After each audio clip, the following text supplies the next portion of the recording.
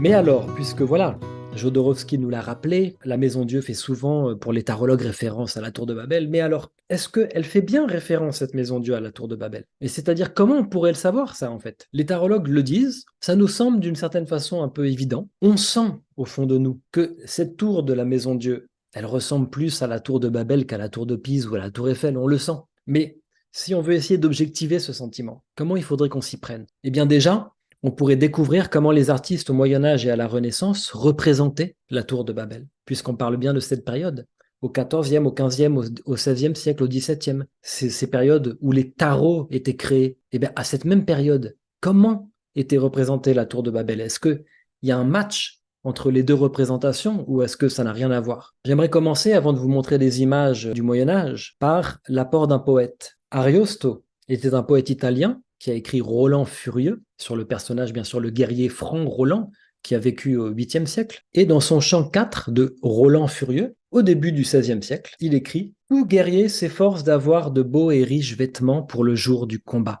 Roland fit broder sur son quartier la haute tour de Babel, frappée par la foudre. » Ah, c'est une note importante, me semble-t-il, les amis, non? Voilà un témoignage qui nous vient de l'Italie, je veux dire la terre de naissance du tarot, là, dans les époques où les tarots étaient conçus, avec une tour foudroyée, la maison Dieu, l'arcane de la tour. Et voilà que dans cette époque, un poète nous explique que la tour de Babel était représentée comme ça, peut-être même avant. Donc bon, lui, il transporte au 8e siècle ce qu'il décrit. En tout cas, ce qui est sûr, c'est qu'à cette époque, au 16e siècle, ça semblait tout à fait normal. Alors que pourtant, vous l'avez vu dans le mythe, effectivement, quand on le lit de façon littérale, la tour n'est pas foudroyée. Mais pour la représenter, les artistes, sans doute, la représentaient foudroyée. 1547, Amsterdam. Cornelis Anthonisz dessine Babel. La tour, regardez-la, elle est littéralement détruite par la foudre qui vient du ciel, par des rayons. C'est accompagné par des anges, vous voyez. La tour de Babel est foudroyée.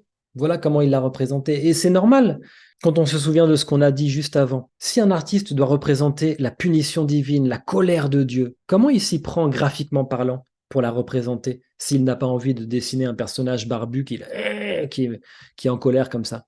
S'il évacue cette possibilité, qu'est-ce qui lui reste? Eh bien, les éléments célestes, pour matérialiser à ceux qui regardent l'image, pour leur faire comprendre que là, Dieu est en colère, vous voyez?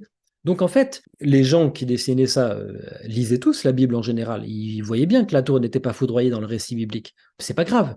Ça, c'est pour la représenter. Vous voyez, c'est pour véhiculer quelque chose, pour transmettre quelque chose. La représentation, c'est tout un art, hein. C'est une astuce de graphiste, une astuce de dessinateur. Je dis astuce, hein. C'est bien plus profond, c'est toute une symbolique, évidemment.